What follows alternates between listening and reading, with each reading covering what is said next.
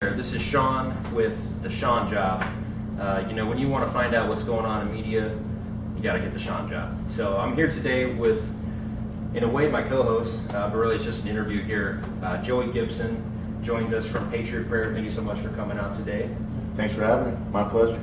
And I know you're a busy guy lately. There's been a lot of talk surrounding these events that took place on Saturday.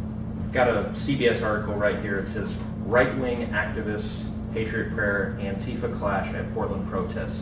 And you mentioned right there that normally it says far right. Yeah, right. It's a good headline actually. This is pretty nice here. Yeah, right? yeah. So that's actually refreshing to see. But that's generally not what normally happens, like you just said. And so I've got a K2 article here from Portland. Of course, this is Portland, Oregon. Now this is where the rally took place, correct? But you're actually from Vancouver. And so you're doing a lot of things, but this rally, they call it a protest. It's very interesting to me. Yeah, so it's just not. Why are they calling this a protest in your opinion, do you think? I think because it comes across as more aggressive, like we're coming there to, because usually, Portland's a huge protest community, and traditionally that protest community out of anger will break windows, riot, and stuff like that. So I think protest is just sounds better because they want it to sound like we had a riot. The police said they revoked our permit because it was a riot. Right. And all the reasons the police gave was because things, fireworks were being thrown, smoke bombs and other things, and all that was on Antifa's side, not our side. Right. So we had a lot of people commenting and all that stuff saying that we started a riot. And so I think that's part of it. Right. So, and that's what I've seen too, time and time again, from any rally of any kind or any public gathering where there could be conflicting ideas, whether it's right wing, left wing, alt-right Nazis as they like to call it, is that things are peaceful. Anytime there's a conservative type group or free speech or in your case freedom and courage, and then somebody like Antifa shows up, and then they'll throw bottles of piss and feces and stuff like that. And they'll throw this at you guys and as well as police, yeah. right? To me, that seems a little crazy because, I mean, if I'm actually putting myself in the position of an Antifa member, right, and I'm trying to put myself in that mindset, so to them, allegedly, they're stopping fascism, right? Yeah. So, and they should be protesting in a way that's not getting them in trouble, right? I mean, if they're doing things that are honorable and really fighting for the people, Mm-hmm. I mean, wouldn't you think they wouldn't try to be breaking any laws, right? I would think, yeah, I would think they would try to not act like fascists. Right. Yeah, exactly. Act like the things that they say they're stopping. And you had mentioned when we had been talking earlier that there was actually police that had said they were going to protect you guys. Yeah. And so tell me a little bit about what that process looked like for you guys setting up your event and what you were promised versus what actually happened. Yeah, so a lot of times we go into Portland, like freedom marches and stuff, we'll have a little bit of communication with the police, but I usually have a good understanding of what to expect. Sometimes they'll be like, we'll be there in full force. Sometimes they'll be like, well, we'll just sit back and watch and see what happens. You guys need to police yourselves. If something happens, then we'll come in. And that doesn't bug me when I know what's going to happen. And I understand they can't just bring out a whole army every single time we're going to march. Right. It depends how big the march is. It depends on where we're going.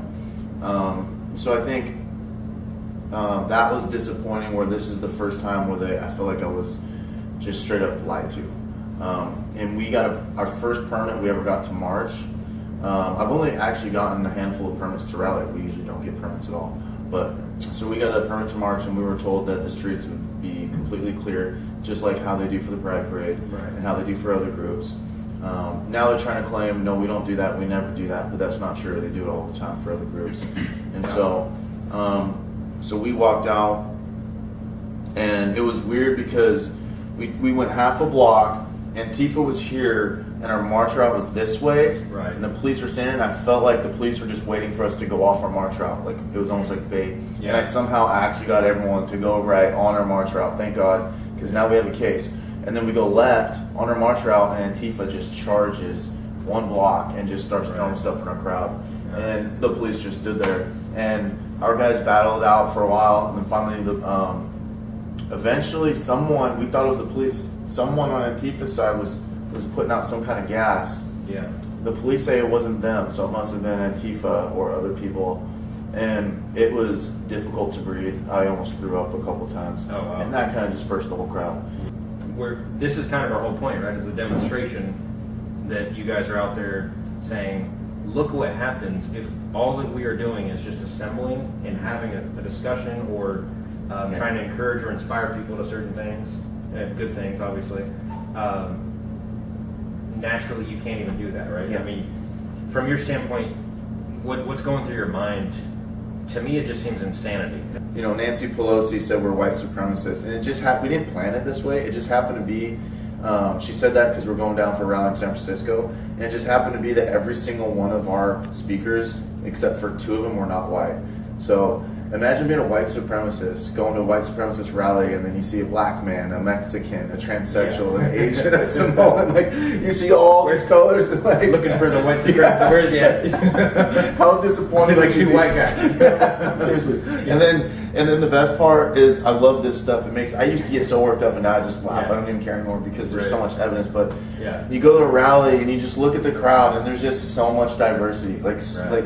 even gender, sexuality, and skin color, and diversity of mind. Yeah. There's lots of people there. They don't agree with everything that I say, but they're there for a reason. To stand up for what they believe in. Right. And then you look on the other side, and it's just white. Yeah, White. It's just like All the nonstop. angry white people Yes. that are angry at white people. Yeah. You're actually running for Senate, correct? Yeah, I'm running for the United States Senate in Washington State. Primaries are August 7th. People should get registered online. Okay. If they don't get registered online soon, they got to register in person before August or before July 31st. Okay, so you guys hear that? So you got a deadline, July 31st. If you want, so this is going to be someone running for Senate in Washington here. Washington. And- And if you want to donate, you can go to GibsonForFreedom.com, look at what I do, and if you feel you want to donate $5-10, that'd be great. My opposition is going to raise $10 million. Okay, so one last thing that I kind of wanted to wrap everything up with is, so what do we, and I say we as in anybody who loves freedom, how do we from here win against what I see as evil things that are trying to keep that message down? So, people are going to hate this answer. They're going to hate it. They're going to despise it. Just like everything else. Some people will actually take this answer and run with it.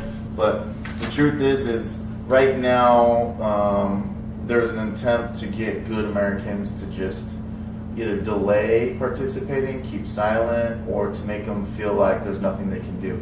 It's about not believing in yourself, thinking your voice doesn't matter. Yeah. And so that's what I believe my role is to run around and to kind of like wake people up. Like, come on, let's go. Kind of like what Alex Jones was doing.